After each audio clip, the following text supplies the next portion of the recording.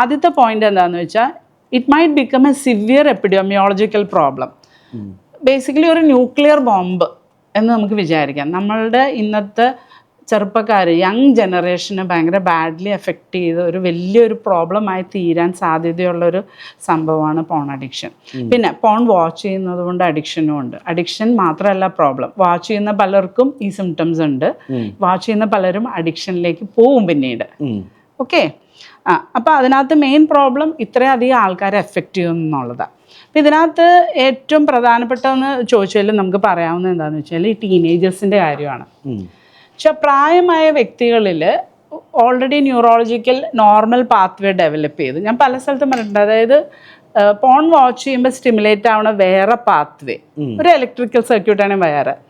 ഈ നോർമലായിട്ട് ഒരാളോട് താല്പര്യം തോന്നുക, അല്ലെങ്കിൽ ഫാൻറ്റസൈസ് ചെയ്യുക, അല്ലെങ്കിൽ ബന്ധപ്പെടുക, അപ്പോൾ വേറെ ഏരിയ, ബ്രെയിനിൻ്റെ വേറെ ഏരിയകളാണ്. അപ്പോൾ ഈ ഇലക്ട്രിക്കൽ സർക്യൂട്ട്, ന്യൂറോപ്ലാസ്റ്റിസിറ്റി എന്നൊക്കെ പറഞ്ഞാൽ എന്താ വെച്ചാൽ നമ്മൾ ഞരമ്പുകൾ യൂസ് ചെയ്യുമ്പോൾ അത് തിക്കാവും, യൂസ് ചെയ്തില്ലെങ്കിൽ കണക്ഷൻ വിട്ടുപോകും. ഇപ്പൊ പ്രായമായ ആളുകൾക്ക് ഓൾറെഡി ആ കണക്ഷൻ ഉണ്ട്, പിന്നീട് പോൺ വാച്ച് ചെയ്യണമെങ്കിൽ അവർക്ക് കറക്റ്റ് ചെയ്യാൻ എളുപ്പമാണ്. പക്ഷെ ഈ കുട്ടികൾ ടീനേജ് മുതൽ വരുമ്പോൾ ഇവർക്ക് മറ്റേ കണക്ഷൻ ഒട്ടും ഫോം ചെയ്യുന്നില്ല. പിന്നെ അവരുടെ ബ്രെയിൻ ഭയങ്കര മാലിബിൾ ഡെവലപ്പ് ചെയ്ത് വരുന്നുള്ളൂ. അപ്പോൾ അവർക്ക് അതിൻ്റെ നെഗറ്റീവ് എഫക്ട്സ് ഭയങ്കര കൂടുതലാണ്.